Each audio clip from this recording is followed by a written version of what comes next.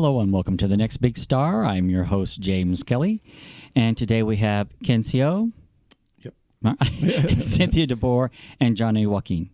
And we're here to talk about the Nevada Film Festival, and I'm going to let you talk about this for us. Okay. Again, my name is Cioe, and I'm a board member at the Dan Short Film Festival. And this year is our 17th annual film festival. Okay. And we're going virtual this year. All right. And Johnny, how are you involved? This is Johnny? This would have been, let's see, Ken, I think I've known you for like 2 years now, right? About 2 or 3 years? 2 or 3 years. Into the festival. So this would have been my fourth time volunteering, helping out at the festival. All right. And Cynthia, I know you know people from the festival, so what is that about? Well, my father actually works for Desi Arnaz Jr., and the festival is normally held at the Boulder Dam Theater. Okay. And he just loves it. My father takes care of anything and everything there, and Desi trusts him explicitly. And he really just enjoys seeing everybody explore and expand and follow their dreams. And I think that's really what a lot of filmmakers are about. So tell us a little bit, Ken, about the people who have entries to the film festival. I'm sorry, people who have interests? No, who have entries. Like, how do they enter? What categories? How does that work? Okay, so this year we had a record number of submissions, which we were surprised by. We had over 1,100 submissions. Wow. Yep. Usually we start taking submissions in March, and we take them all the way up to November.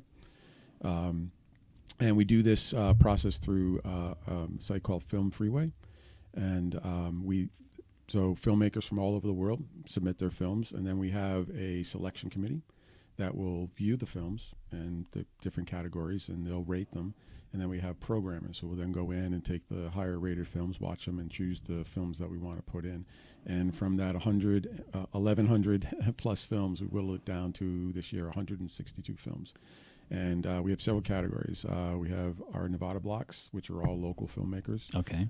Comedy, drama, horror, sci-fi, documentaries, student films. Okay. So where do they learn to, how do they find out where to submit your films to? Just online? Did they just go to the different film festivals and discover you there? Yeah, I would imagine through a lot of different ways. But, if somebody's made a short film and they're searching for film festivals, we're going to come up. We're ranked in the top 1.5% on Film Freeway, which is all filmmakers, their ratings of our film festival. So, and there's, I think, 9,000 film festivals in the world, so we're ranked in the top 100. My goodness, I didn't realize there were that many. Yeah. Yeah.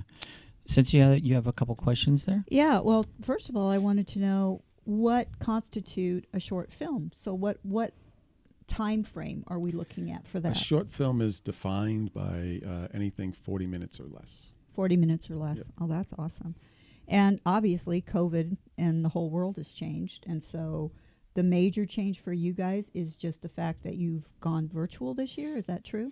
Yeah, so obviously the health and safety of our film goers and filmmakers and stuff is the most important thing to us.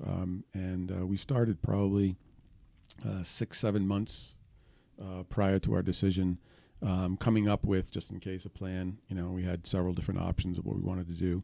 And, we waited as long as we could, making sure that we had everything covered and we knew the situation fully. And then based on the current situation in the world, we decided, the best option for us was to go virtual. So how was that transition for you? I mean, because I know there was a lot of work to putting it together virtual. It's interesting. It's a lot of the same things. It's just different, right? Because we've never put a film festival together before in this platform. But we were kind of lucky because last year we were actually able to get the film festival in before all the craziness happened. Yeah. And then a lot of other festivals around the world have had to kind of go through this. So we've had the opportunity to basically kind of learn from what they've done. And a lot of our staff and board members have looked into that and done research and reached out to people, and that was incredibly helpful for us to figure out how exactly we wanted to do it. Mm-hmm. So I know in past everybody would kind of vote on the films, and now that they're going to be all virtual, how is the voting and the choosing of who wins what? How does that come about? Yep, we're still, all of our awards are still based on audience voting. It's a little bit different this year. You know, typically when we're in the theater, you all get a poker chip on your way out to vote. And this year, when you watch a program at the end, you'll be notified, and you can go and basically, the one difference is that Eventive, which is the site that we use, will ask you to rate each one of the films that you just watched in that program. And then at the end, we calculate all of that and figure out the winners of each category. But it's still all on the audience to figure that out. What kind of prizes do these people, and how is there a prize for each category, or how does that work? Yeah, we have an award for each category, Okay. and every year the award is different, and it's usually some local artist that creates the award. Okay. I forget the name of who did them this year, but they actually look really, really good. I was really Okay. excited about them. So Okay. All right. Anyone else have any questions here? Johnny? You participated, so give us your experience. What is that like working for the film festival? Well, let's see. Are we still ranked number 1 here in Nevada? yes, of course we Yes. are. What a silly question. He's going to say that anyway. No. But for past recent years, I know we were number 1 here in Nevada. And what got me interested definitely is not just working with great staff, great people, but it's definitely a very like familiar feeling. It's a very family encompassing, inclusive feeling. Everyone feels at home when we're in the theater. Of course, it's a little different this year, but we still want to, branch that out into the virtual field, and that everyone is still has an equal opportunity to view the films. Everyone has the opportunity to get an award for it. And it's going to be definitely a challenge with the virtual, but I don't think anything else has changed. So how does that work then? How do they go? So they just log in, and then that's how they can go and view the different films that are out there? Yeah, it's real simple if you just go to the site, which is damnshortfilm.org. Okay. It's step-by-step directions. And we It's need to real make sure simple. that's DAM. DAM, yes. Mhm. Yeah, but you can go right on the site and you can purchase the tickets. You just go to the virtual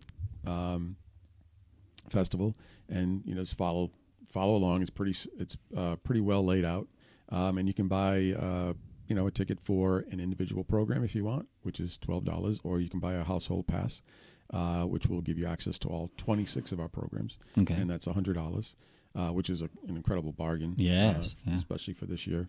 And then the cool thing about this year, well, other than the fact that we're going to be out Virtual. there for everybody in the United States to watch us.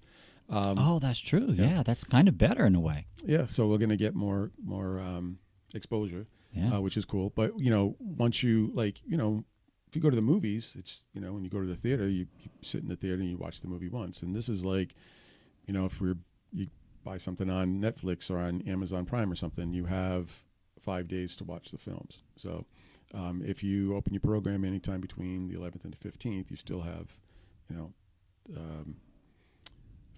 3 to 5 days. I think it shuts down on the 19th. I forget the date, but anyway, you have 3 to 5 days beyond when you open up the program to watch the film. So, one of the benefits for the viewers is if you bought a ticket, you could watch it, and then the next day your wife could watch it. So they could actually purchase those tickets now. Oh yeah, and the start tickets- watching right yep, away? Tickets went on sale January 1st. Well, not start watching. They can't watch until the 11th. Yeah. Okay. All right.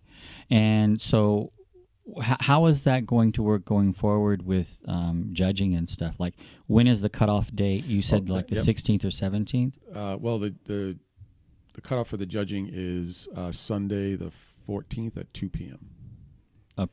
Okay, but if they continue to play after You can that, continue to watch them, right? But in order to vote for the winners, so you they have need vote to. before, If they're going to look at films, they need to be really doing it before Yes. then, in order Yeah, to be able because to we vote. have to know the winners, because our awards ceremony, which is going to be also live streamed at 7 p.m. on Sunday the 14th, is when we're going to actually announce the winners, and then right after that, the best of the Fest showcase will be open, right? And that's when we re-show all of the winning films in a program.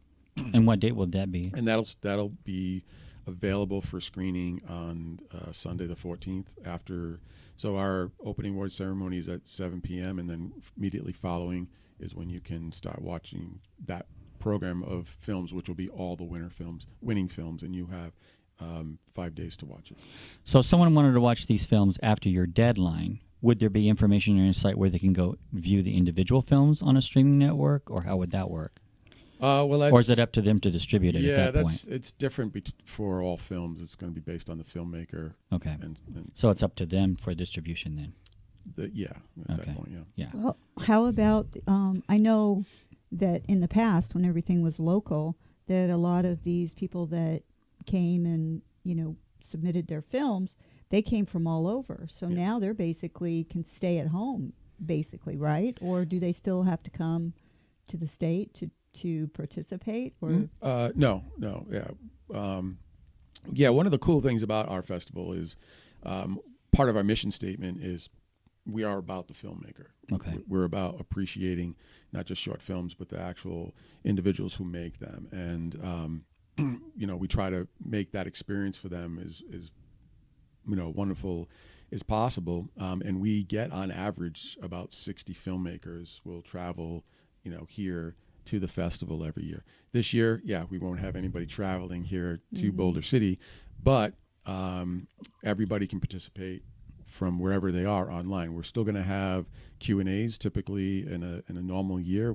If a filmmaker is present, we bring them up after the end of the program and we let the audience ask them films. Now we're going to be doing all that virtually. So if you go onto the website, there's a schedule of Q&As, and they're going to start at 6 p.m. on the 11th, and they'll be running through Friday, Saturday, and Sunday.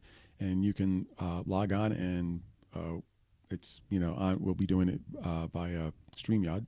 Okay.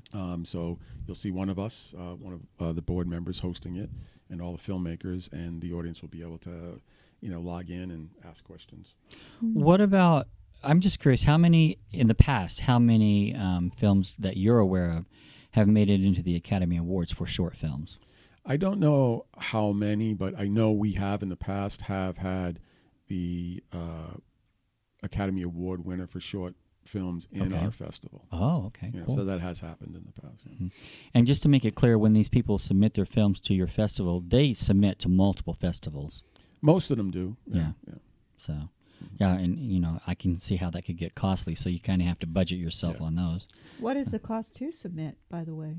Oh, it varies because we have early submissions which start in March, and then there's I think the deadline is October, and then there's late submissions. So it varies throughout the year.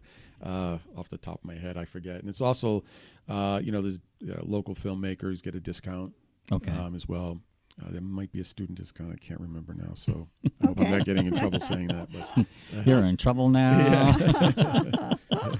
All right. Well, we want to thank you for being on the show today, and we're definitely going to get this out there for people to see.